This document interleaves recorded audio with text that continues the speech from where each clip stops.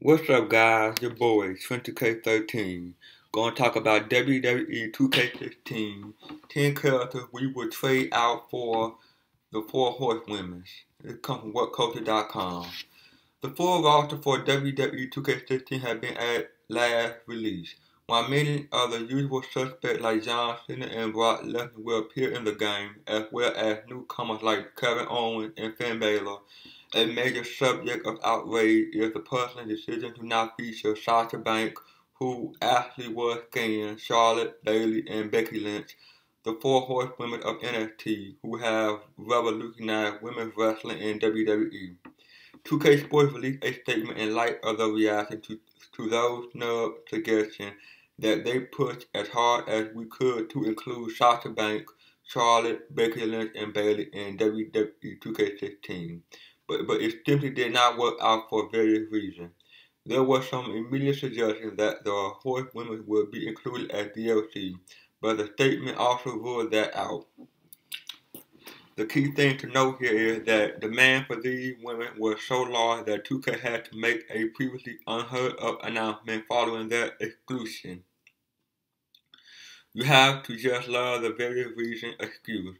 When scanning through the roster, there are plenty of inclusion of wrestlers who have no connection to the game feature mode, are not of legendary status, or a current part of WWE programming.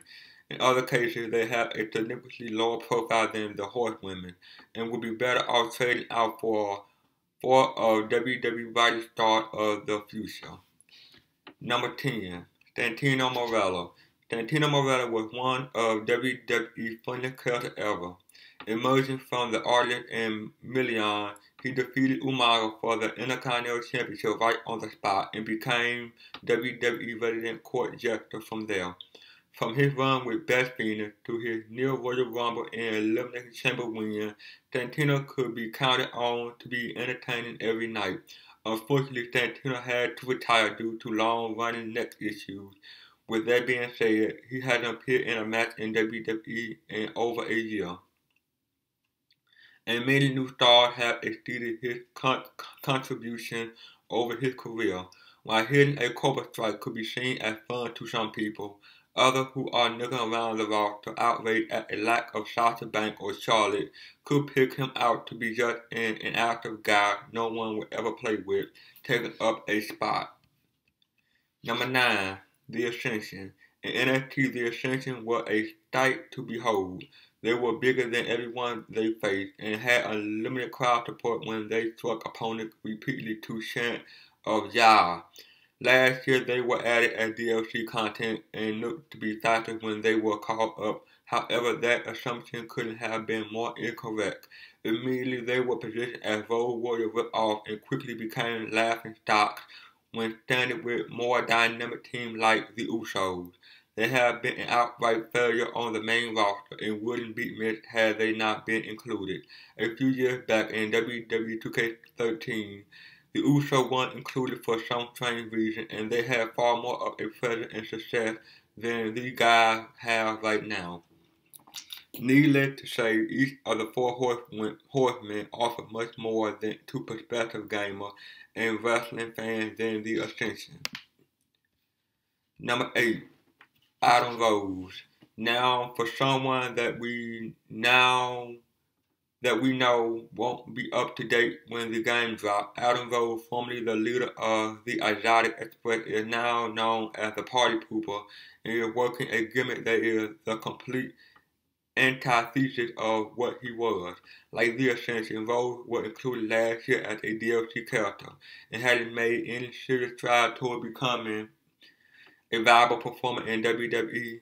In fact, he gone in reverse as limited as his original character, Silly Nook.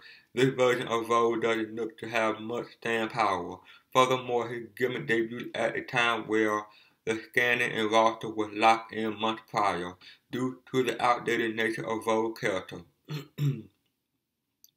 And his lack of juice with the audience, he is a prime candidate to be traded for Banks, Lynch, Bayley, and Charlotte.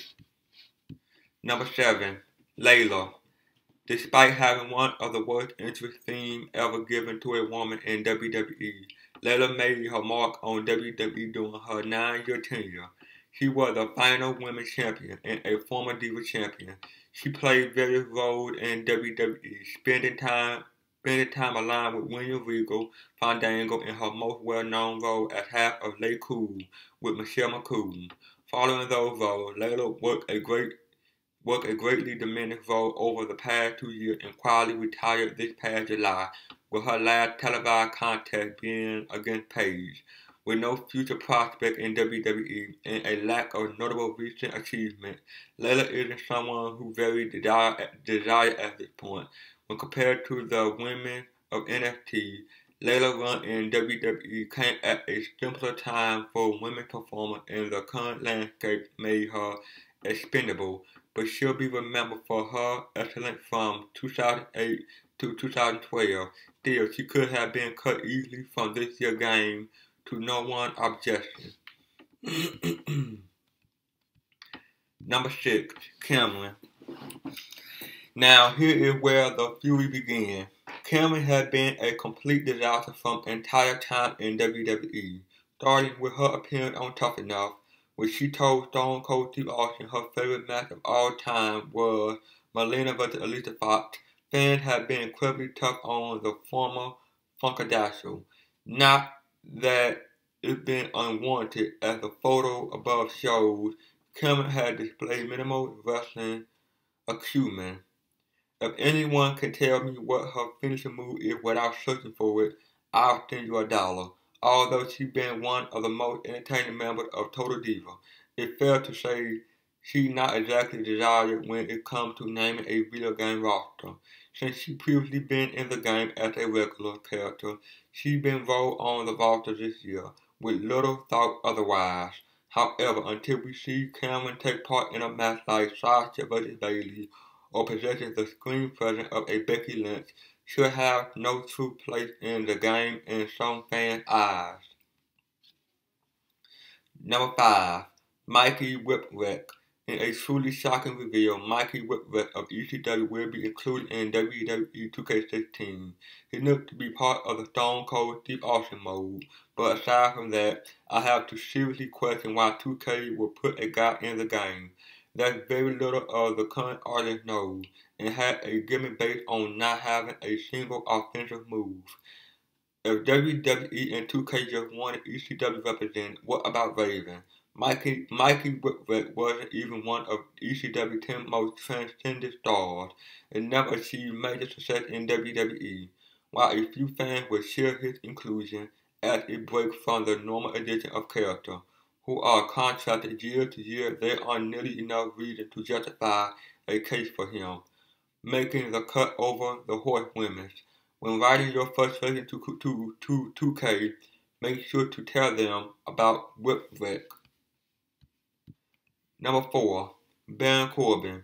Baron Corbin will be making his debut in WWE 2K16 this year. He is a member of NXT and has been presented as a master face and heel. However, he hasn't been in the NXT Championship picture or had a major part of the program built around him until recently when he began a rivalry with Samoa Joe. Last year, when he re-emerged in NXT after a long absence, it was at NXT TakeOver Fatal 4-Way, a car semi-main event by Charlotte and Bayley, wrestling for the NXT Women's Championship. They've been in NXT longer than Corbin and are on a much higher standing with the fans. So who exactly decided Baron Corbin was going to get the nod over the HorseWomen, and why? Who do we stand hate mail? It simply comes down to the NXT women being bigger stars for a longer amount of time, going back to a point where they were on an equal playing field. WWE and 2K made a major gaffe here. Corbin for Charlotte, yes please. Number 3, Colonel Mufasa. Now, I know that says Colonel Mufasa, but that's the goddamn Iron Sheik. It was in 1991, and it is right now. He originally came into 2K consciousness last year when he was part of the Ultimate Warrior past other Warrior storyline based on his appearance at SummerSlam 1991. Besides that, the character of Cole Mufasa contributed next to nothing to WWE history. Like a few others, it seems he only been included because 2K owned his character right, and in order to get over that magical number of 120, they got to run a few guys that don't exactly make sense. Frankly said, if Mufasa was packaged as a legendary Iron Sea character, he would have no place on this list.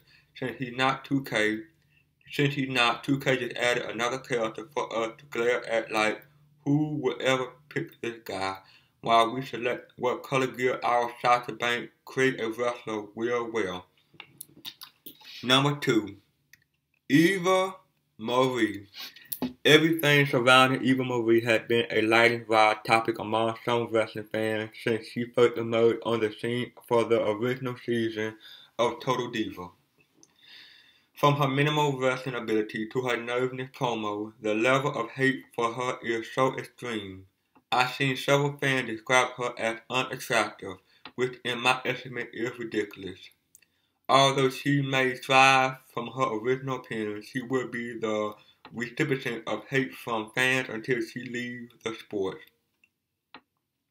When she began appearing on promotional material for WWE 2K16, it wasn't seen as a huge deal, but left a small thought of, wow, Eva really getting out there, huh?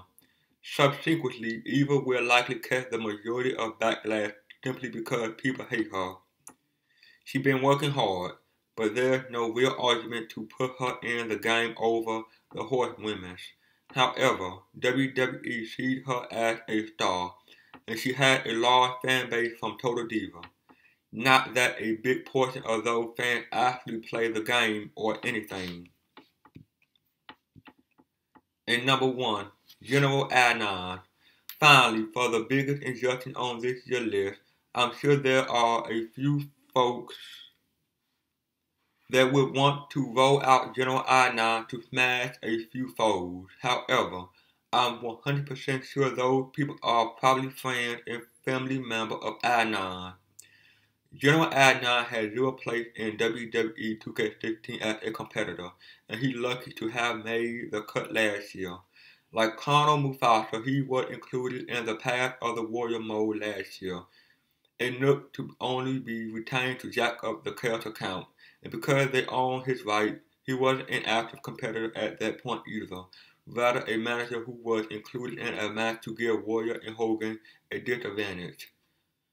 For Adnan to be in the game after nearly 24 years because of a secondary role at SummerSlam 91 for a second consecutive year over Sasha the Boss Banks, genetically superior Charlotte, NXT Women's Champion Bayley, and the last kicker, Becky Lynch, is an indefensible act of stupidity by WWE that very reason will not surface for.